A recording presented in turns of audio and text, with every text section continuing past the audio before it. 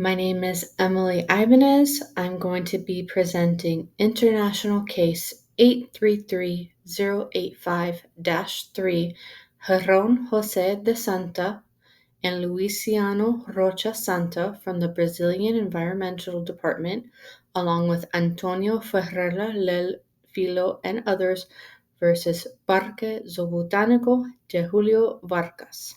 This is a case for ATE 3515, Law and Ethical Issues and Veterinary Technology. The case was heard at Correia de Vahi Ninth Criminal Court on September 19, 2005, with Judge Edmundo Lucio de Cruz presiding.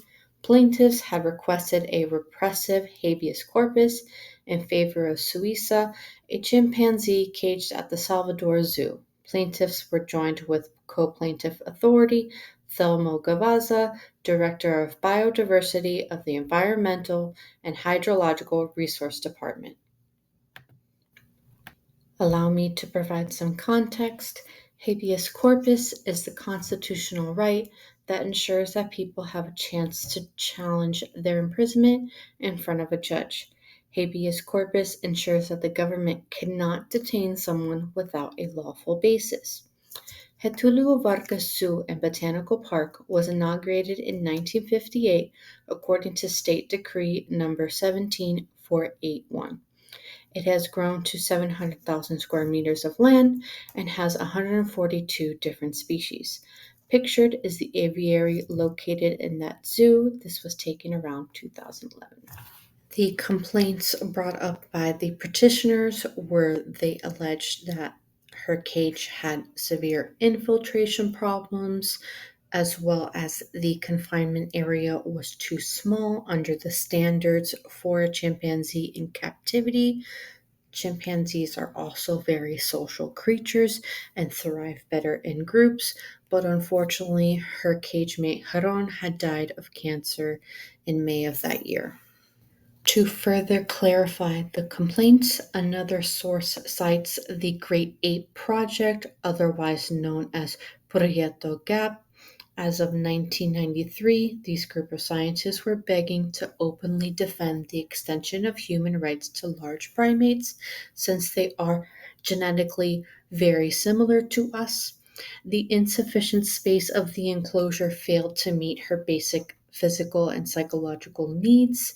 She was deprived of socialization in her natural habitat. She could live in larger groups, as well as the damage from the water infiltrating the structure and the inadequate space and bare cement floor, as well as her solitary confinement, was causing great suffering to Suiza. To elaborate further on their arguments, they demanded the extension of fundamental rights to the great apes. They demanded a legal capacity for great apes to be similar to that of children and mentally disabled individuals. Their main argument: why would we award legal personality to insolvent entities, i.e., companies and corporations, and refuse to award the same legal capacity to beings who share 99.4% of our DNA? They demanded a change to the Brazil federal constitution, as the constitution states it is the duty of all people to respect the fauna, prohibiting any activity that might represent a risk to its ecological function, causing any extinction of species, or subject animals to cruelty. So if the constitution is to be respected to its full capability, it is hard to deny that chimpanzees have at least a minimum protection under the law. The Brazilian Constitution already had laws against cruelty, i.e., anti cruelty laws. And to clarify what is animal cruelty, it is anything involving inflicting harm, injuring, or killing an animal. This cruelty is either intentional or caused by neglect, by either failing to provide adequate food, water, shelter, or medical treatment. They had existing laws to regulate animal exploitation in circuses, zoos, and laboratories. They believe the judge will be able to grant the writ of habeas corpus because the requisites have been fulfilled, which are fumis boni iris, which is the constitutive elements of illegal imprisonment are present, as well as periculum in mora. There is a substantial threat of irreparable damage or injury. A writ of habeas corpus is when the individual in custody is produced in court and is able to provide insights to their detention. The judge did not grant habeas corpus writ in this case because a chimpanzee would not be able to answer questions of the court.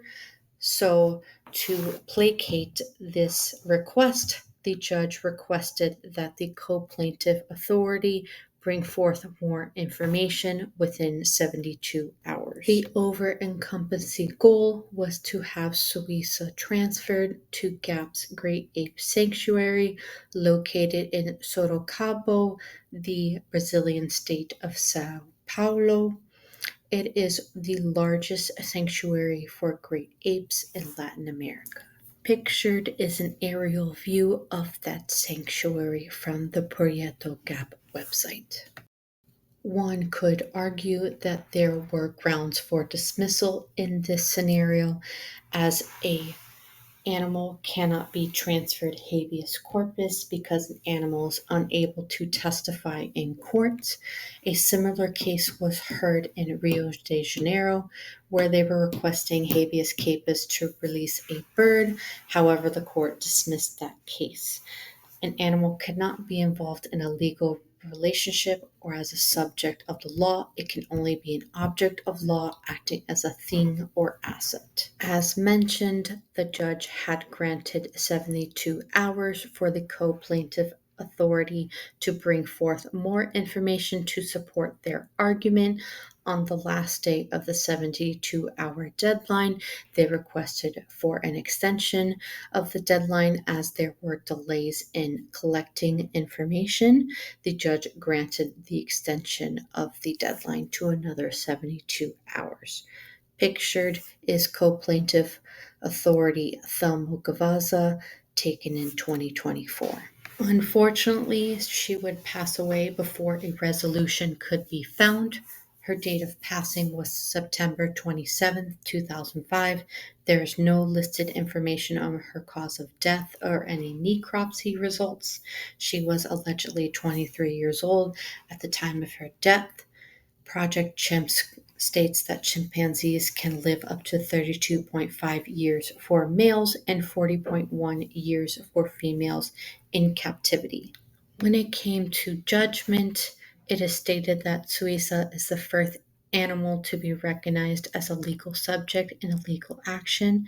The judge ruled in favor of the chimpanzee, making this decision on September 28th and published it in the official diary on October 4th, which is World Animal Day, a day that honors St. Francis, the patron animal of saints.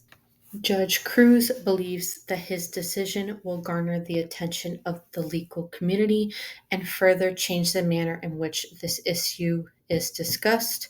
Cruz stated, "It is well known that the penal right to due process is not static, but rather subject to constant change, where new decisions must be adapted to modern times. I believe that with the death of Suiza, this subject will endure in continuous debates, principally in law school." Petitioner Santana also celebrated the decision, stating the ruling is historic. "I think that the justice system has established an important precedent for the protection of animals." Pictured is the logo for Project R&R, another project protecting great apes in research facilities. My thoughts after reviewing this case are: 1. The litigation process is lengthy, which hinders the time for resolution. As in the case with Suiza, only 72 plus 72 hours duration had gone on, and still she passed away before they were able to present her case in court. Secondly, common sense or what we feel is right can be argued through semantics, as in the case of the parrot not being released in the Rio de Janeiro case. Thirdly, laws are in place, but enforcement is rare, similarly to Tonka in the docuseries Chimp Crazy on HBO Max, where considerable time had passed before he was released to a sanctuary. Thank you all for listening to my review of the case. Here are some credits I would like to give for the images in the presentation. And finally, listed are the references I used for this information.